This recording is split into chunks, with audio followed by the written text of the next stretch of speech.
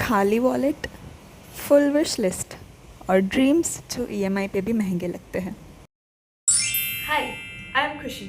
आज की वीडियो में हम डिस्कस करेंगे कि कोई स्टूडेंट या कोई बिगिनर इन्वेस्टिंग कैसे स्टार्ट करे step by step. Let's go. First of all, why start early? जल्दी क्यों शुरू करना है? Well, time is your best friend. Compounding का मैजिक तभी दिखता है जब आप जल्दी स्टार्ट करो। छोटे रेगुलर अमाउंट्स डेकेड्स में बड़ा फंड बन जाते हैं। रिस्क मैनेज करना भी आसान होता है जब आपके पास ज़्यादा टाइम हो। द फर्स्ट स्टेप इज़ आप एक सिंपल बजट बनाओ। आपकी इनकम क्या है? पॉकेट मनी से या पार्ट टाइम जॉब से या किसी फुल टाइम जॉब से, व्हाटएवर इज़ योर इनकम, वो डिसाइड करो। उसमें से आपके जो रेगुलर एक्सपेंसेस है वो माइनस कर दो और एक emergency fund like 1 to 3 months के जो एसेंशियल एक्सपेंसेस होंगे वो भी माइनस कर दो। उसके बाद का जो अमाउंट बचेगा उस अमाउंट को आप सेविंग्स के लिए यूज़ करो। उस अमाउंट से हम नेक्स्ट इन्वेस्टिंग स्टार्ट करेंगे। स्टेप 2, आप एक क्लियर गोल बनाओ कि लाइक आपका गोल मिड टर्म है, शॉर्ट टर्म है या लॉन्ग टर्म है। जिस टाइप का गोल होगा उस टाइप के इंस्ट्रूमेंट्स यूज़ होंगे। शॉर्ट टर्म के लिए कुछ सेफ ऑप्शंस होंगे और लॉन्ग टर्म के लिए इक्विटी हैवी ऑप्शंस। अभी के लिए हम लॉन्ग टर्म गोल लेके चलेंगे। So step 3 is risk and allocation. आप समझो कि आपका रिस्क टॉलरेंस कितना है।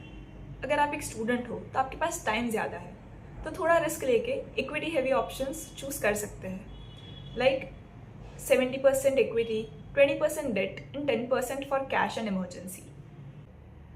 नाउ स्टेप 4, सबसे इम्पॉर्टेंट सवाल, इन्वेस्ट कहाँ करें? Let's discuss some options.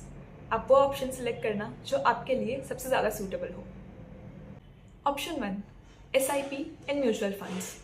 It is best for beginners. आपको बस एक सिंपल ट्रस्टवर्दी म्यूचुअल फंड का प्लान सेलेक्ट करना है और उसमें मंथली इन्वेस्ट करना है।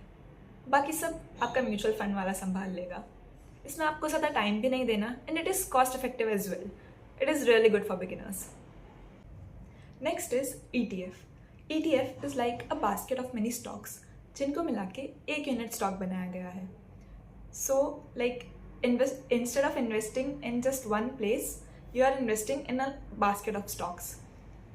इसमें आपको at a regular interval of time market को ट्रैक करना रहेगा एंड उस ETF को भी। ये एक स्टॉक से थोड़ा कम रिस्की है और कॉस्ट इफेक्टिव भी। Then comes direct stocks. If you are interested कि मैं खुद रिसर्च करूँ, खुद एनालाइज करूँ, then you can go for direct stocks. It is a little riskier for beginners, but अगर ढंग से समझ के किया जाए तो the returns are really good. You can really go for it if you are interested in to stock market and stuff. And इसमें आपको रेगुलरली अपडेटेड रहना पड़ेगा regarding the market and your own stock to figure out the entry and exit. And the last option is PPF और bank FDs. This is safe and it is for mid-term goals. If you want to go for less risky options, अगर आप कोई risk नहीं लेना चाहते तो आप ये चूज़ कर सकते हो, बट इसमें रिटर्न्स भी कम है। अगर आप स्मॉल रिटर्न्स से खुश हो, सेटिस्फाइड हो एंड ज़्यादा दिमाग भी नहीं लगाना चाहते कहीं पे, so this is best for you और एक गारंटी भी मिल जाएगी। नाउ मुझे पर्सनली SIP एंड ETFs ज़्यादा सूटेबल लगता है। आप वो ऑप्शन सेलेक्ट करो जो आपके लिए सबसे ज़्यादा सूटेबल हो। Let's take an example to see compounding in action.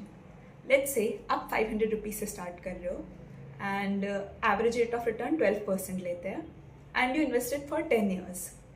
Now that is approximately 1,16,000 after 10 years. That is the magic of compounding. This is just 500. Now imagine जब आपके पास ज़्यादा फंड हो इन्वेस्ट करने के लिए तब क्या क्रेजी अमाउंट होगा। Start small and stay consistent. अगर आप स्टूडेंट हो तो use time as your advantage and keep growing. Thank you for watching the video. If you have any questions, then drop a comment.